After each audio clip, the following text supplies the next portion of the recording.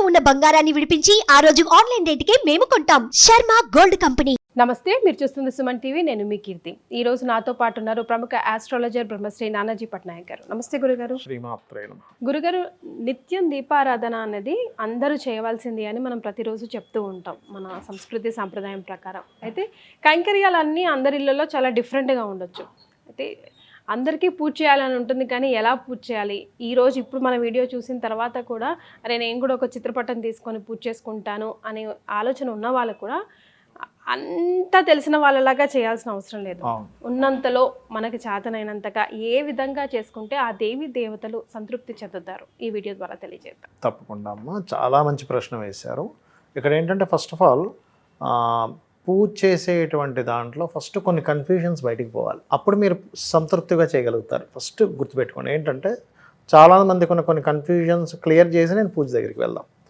కొంతమందికి ఎలా ఉంటుందంటే ఇప్పుడు ఒక ఆంజనేయ స్వామి పూజ చేస్తున్నాడు రోజు, వాళ్ళ పెదనాన్నో చిన్నాన్నో అమ్మ ఎవరో వచ్చి అరే నువ్వు ఆంజనేయ స్వామితో పాటు ఈశ్వరుడికి కూడా చేస్తే బాగుంటుందిరా, లేకపోతే విష్ణువుకి చేయి దీంతో పాటు అంట.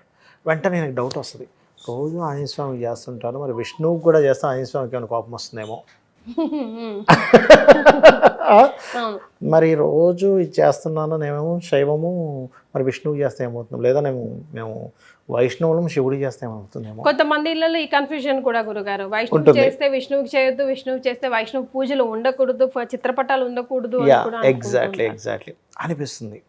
కానీ ఇక్కడ మనకి శాస్త్రాల్లో ఉన్న ఒక ముఖ్యమైన విషయం తెలుసుకోవాలి. ఏంటంటే అది మీరు ఎవరికి చేసినా పరమాత్మకి వెళ్తుంది. మూల పరమాత్మ ఒకతను ఉంటాడు, ఆయనకి వెళ్తుంది. మీరు ఎవరికి చేసినా, ఆంజనేయ స్వామికి చేసినా, శివుడికి చేసినా, విష్ణువుకి చేసినా, అమ్మవారికి చేసినా, ఎవరికి చేసినా, అమ్మవారి అవతారాల్లో ఎవరికి చేసినా మెయిన్ మూలానికే వెళ్తుంది. ఇది గుర్తుపెట్టుకోవాలి. అది ఎలా వెళ్తుందండి అనిపించవచ్చు.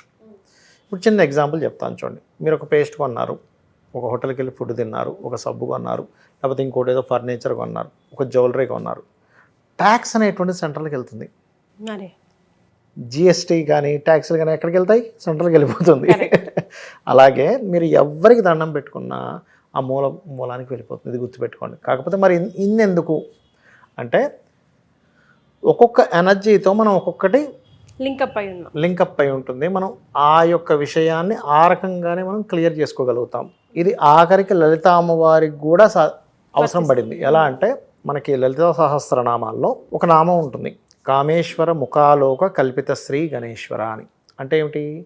ఇద్దరి ముఖముల నుంచి ఇద్దరు ఒకరికొకరు చూసుకోగా వాళ్ళ నవ్వు నుంచి పుట్టాడు గణపతి. ఎందుకు పుట్టాడు అంటే బండాసురుడికి విశుంగుడు విశుక్రుడు అని ఇద్దరు ఉంటారు తమ్ముళ్ళు.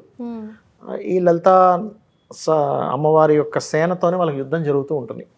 జరిగేటప్పుడు అందులో ఒక తమ్ముడు ఏం చేస్తాడు, అమ్మ వీళ్ళు విజృంభించేస్తున్నారు, ఇలా కాదని ఒక యంత్రాన్ని వేసేస్తాడు పైనుంచి. వేసేసిన తర్వాత అందరికీ విరక్తి వైరాగ్యాలు వచ్చేస్తాయి. ఏ యుద్ధం చేస్తే మనకేం వస్తుంది, ఏదో లలిత అమ్మవారికి పేరు వస్తుంది, గెలిచేది ఎలాగ ఆమెకి పేరు వస్తుంది, మనల్ని ఎవడు గుర్తించడు, దీనికి మనం యుద్ధం చేయాలంటే అసలు శక్తి అంతా ఆవిడదే అని మర్చిపోతారు. మూలశక్తి ఆవిడ మనం పనిచేస్తున్నాం అన్న విషయం మర్చిపోయి అలా అయిపోతే ఈ వారాహి అమ్మవారు, ఈ మంత్రిని అమ్మవారు లేపుతారు, లేకండి ఏమిటి మీరు ఇలా కూర్చుండిపోయారు, ఎవరి కోసం చేయాలి, ఎందుకోసం చేయాలని వైరాగ్య మాటలు మాట్లాడుతుంటారు. వీళ్ళిద్దరు వచ్చి చెప్తారు, మంత్రిని దేవి చెప్తుంది అమ్మవారికి, నాకు తెలుసులే ఏం జరిగిందో అంటుంది అని. అప్పుడు ఈ నామం వస్తుంది, కామేశ్వర ముఖాలోక కల్పిత శ్రీ గణేశ్వర. అయ్యవారి వైపు చూస్తుంది. ఏం చేద్దామంటే నువ్వే చెప్పావుగా ఏం చేయొద్దని, కూర్చోమన్నావుగా నేను కూర్చున్నా అంటాడు. సరే నాకు తెలుసులే ఏం చేయాలో అని గణపతిని పిలుస్తుంది. మరి ఆవిడే చేయొచ్చుగా, ఆ యంత్రాన్ని తీసేయచ్చుగా. ఎక్కడైనా ఆటంకం జరిగినప్పుడు గణపతే ఆటంకం తొలగించడానికి వస్తాడు.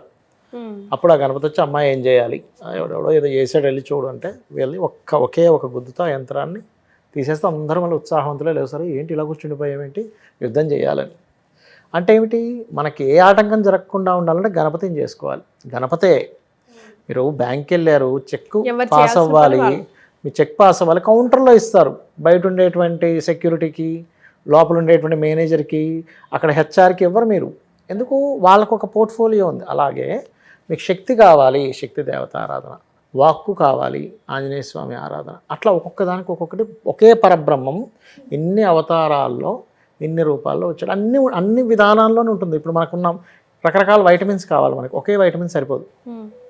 మీకు విటమిన్ బి తగ్గిందండి, విటమిన్ సి తగ్గిందండి అంటున్నాం, ఒకటే పెట్టచ్చుగా, ఒక్కొక్క దానికి ఒక్కొక్కటి ఉంటుంది. అలా ఏంటంటే ఫస్ట్ మీరు తెలుసుకోవాల్సింది ఏంటంటే అందరూ ఒకటే, ఒకరికి చేస్తే ఇంకోళ్ళు కోపపడ్డమో, ఒకరికి చేస్తే ఇంకోళ్ళు చిరాకు పడ్డమో, ఒకరికి చేస్తే ఇంకోళ్ళు అలగడమో ఉండదు. Point clear. ఇక రెండవది, ఇది చేసేటప్పుడు చాలామంది ఎక్కువ పెట్టేసుకొని అమ్మో నేను చేయలేకపోతున్నా, ఇన్ని చేయలేకపోతున్నా, అసలు అలా అనుకోకండి. ఫస్ట్ మీరు చేయగలిగినన్నే చేయండి. అమ్మో నేను ఇది వదిలేస్తున్నాను, ఇక్కడ ఏమైనా అవుతుందేమో, అది వదిలేస్తున్నా ఇదేమవుతుందేమో అని పెట్టుకోకండి. అనుమానం ఫస్ట్ ప్రశాంతంగా చేసుకోండి. ఇక మంత్రాలు అన్నీ రావు అందరికీ. అలాంటప్పుడు చాలా సింపుల్గా ఏం లేదు, చక్కగా మొట్టమొదటిగా ఒక ఉద్దరిని, హరవేణు, పంచపాత్ర తీసుకొని దానికి మంత్రం ఉంటుంది యాక్చువల్గా. అయితే ఏంటి ఇలా వేసుకుంటూ, అంటే ఇక్కడ ఉండేటువంటి భూత పిశాచాలన్నీ పక్కకు పోవడానికి, అదే శుచి అవ్వడానికి ముఖ్యంగా చదువుతారు. దాని తర్వాత కొన్ని అక్షంతలు తీసుకొని ఉచ్చిష్టంతో భూత పిశాచ అని ఇలా వెనక్కి వేస్తారు. మీకు మంత్రం రాదనుకోండి, నోటితో అనుకోండి సహజంగా, ఈ గంగ లాంటి అంటే గంగ సమానమైనటువంటి నీటిని నేను జల్లుకొని శుద్ధుని అవుతున్నాను అనుకోండి, చాలు. మంత్రం మీకు రాకపోతే ఒక అక్షింతలు తీసుకొని చక్కగా ఎడం వైపు భూత పిశాచాలు ఉంటాయి, కుడివైపు దేవతలు ఉంటారు, వాటికి వెళ్ళిపోమని వేసేటువంటి జస్ట్ ఇలా స్మరించుకొని వేసుకోండి, సరిపోతుంది. దీపం వెలిగించి దీపానికి నమస్కరించుకోండి. ధూపం వెలిగించి భక్తిగా ఇవ్వండి. ఒక గంధంతో పుష్పం తీసుకొని, అమ్మా నేను నీకు ఈ గంధాన్ని సమర్పిస్తున్నాను అనుకోండి, చాలు.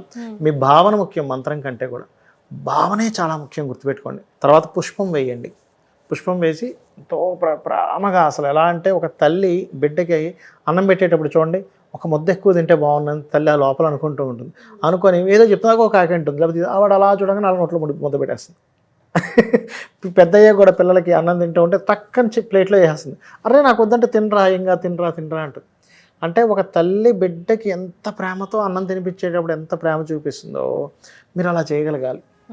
అలా చేసి నైవేద్యం పెట్టేసి దండం పెట్టుకుంటే చాలు, ఆయన తీసుకుంటాడమ్మా. మీకు మంత్రం రావాలని రూల్ లేదు ఎక్కడ కూడా.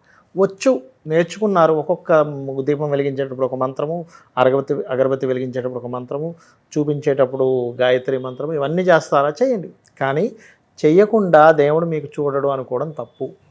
స్టార్టింగ్ లెవెల్లో ఉన్నప్పుడు ఇలా చేసుకుంటూ ఒక్క విషయం ఏంటంటే, ఆఖరిలో నాకు తెలుసు తెలియకో ఏదైనా తప్పు చేసి ఉంటాను స్వామి క్షమించు అని అనుకుంటే అన్ని దోషాలు ఉన్నా సరే పోతాయి.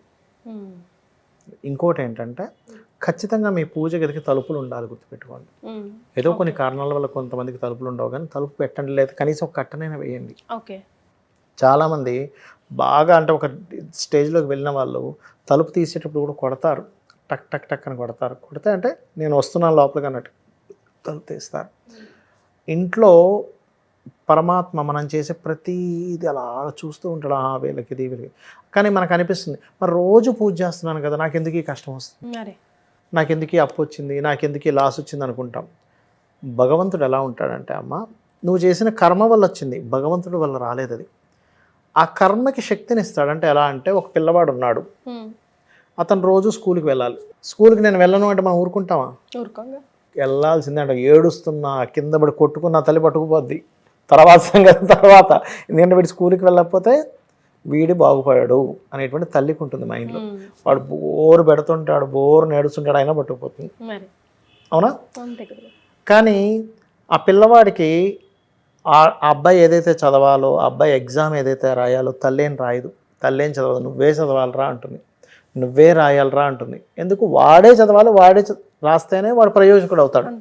అలాగే భగవంతుడు కూడా ఒక స్కూల్ పిల్లవాడికి అబ్బాయి వెళ్ళి చదివి, అబ్బాయి రాసి, అబ్బాయి వాడంతటి వాడే కొన్ని కర్మలు చేయాలి, నేను వెళ్ళి ఆ పని చేయను అంటాడు. కర్మకు అడ్డుపడ్డు. కానీ ఈ పిల్లవాడు స్కూల్కి వెళ్ళేటప్పుడు మధ్యలో ఏ కుక్కో ఏదో వెంటబడుతుందని తల్లికి చెప్తే తల్లి ఏం చేస్తుంది, ఎందుకురా నేనున్నాను పదా అంటుంది. అంటే పక్క నుండి పిల్లవాడిని ఎలా తీసుకెళ్తుందో తల్లి, అలా భగవంతుడు మన పక్కన ఉంటాడు. అంటే తండ్రి నేను ఇది చేయలేకపోతున్నాను, నా వల్ల అవ్వట్లేదు, నువ్వు చూడు అంటే ఆయన పక్క నుండి దాన్ని చేసే శక్తిని మనకి ఇస్తాడు. అది మాత్రం గ్యారెంటీగా ఇస్తాడు. సో మినిమల్ ఇలా చేసుకుంటే సరిపోతుంది. భక్తే ప్రధానం. దీపం పెట్టామా, ధూపం వెలిగించామా, గంధము, పుష్పము, నైవేద్యం, ఈ 5 మీరు చేయగలిగితే, హారతి ఇవ్వగలిగితే తిరుగులేదు. చాలా సంతోషం గురుగారు, ధన్యవాదాలు. శ్రీమాత్రే నమః.